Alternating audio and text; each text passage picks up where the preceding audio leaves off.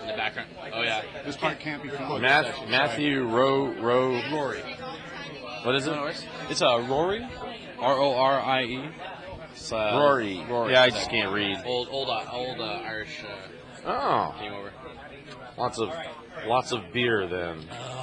Matthew Rorie and Rob McGinnis.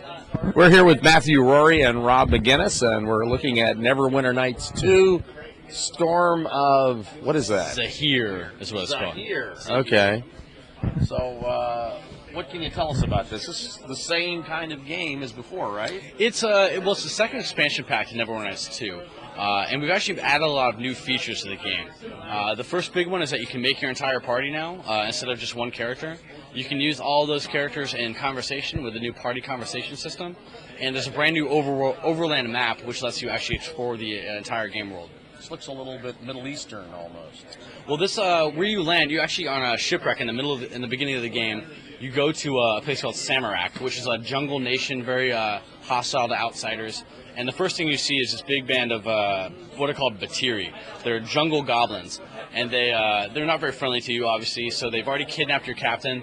You don't know what they want, but eventually what they turn up wanting is to eat you alive. So the first thing you have to do in the very beginning of the game is defeat them. They're very subtle about it. They're very subtle. They don't speak much common, but they eventually get their point across by attacking you and trying to kill you. So we're just going to go ahead and start attacking them then.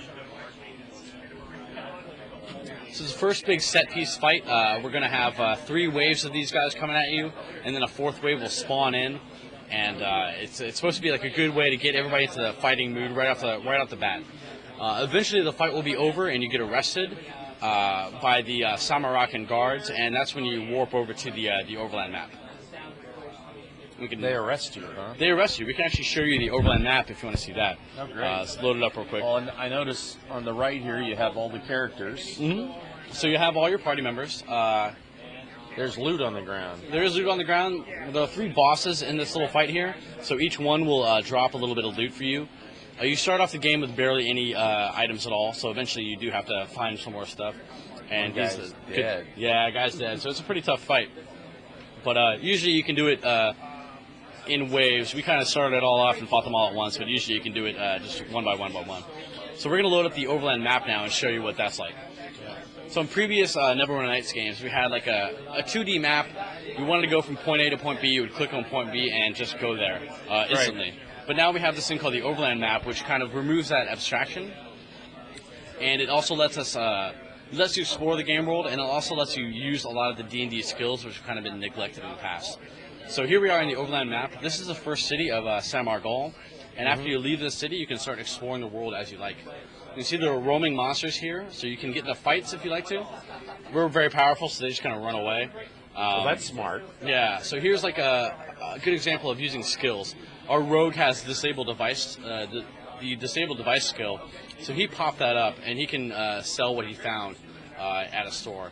You can also flip between characters on the overland map, and depending on the skills you have, it determines what you can find on the overland map. So he's going to walk around here, and he doesn't see anything out of the ordinary. But if we flip over to our rogue again, he used his listen check over here passively. He didn't have to activate it or anything, and he found this crate, which he can walk up to and find some items in. So our dwarf fighter didn't have any listen points, so he would miss that entirely if he wasn't there. I've never been able to understand certain things about some role-playing games. One of them is that why, after you've killed about 100,000 monsters in a particular jungle, why they don't tell each other, stay away from these guys, they're going to kill you. Yeah, it's really weird because Neverwinter games have never really had the opportunity to respawn monsters and do that. Usually if you go to an area and you clear it out, it clears out, right. But here we wanted to make sure that there's a price for adventuring.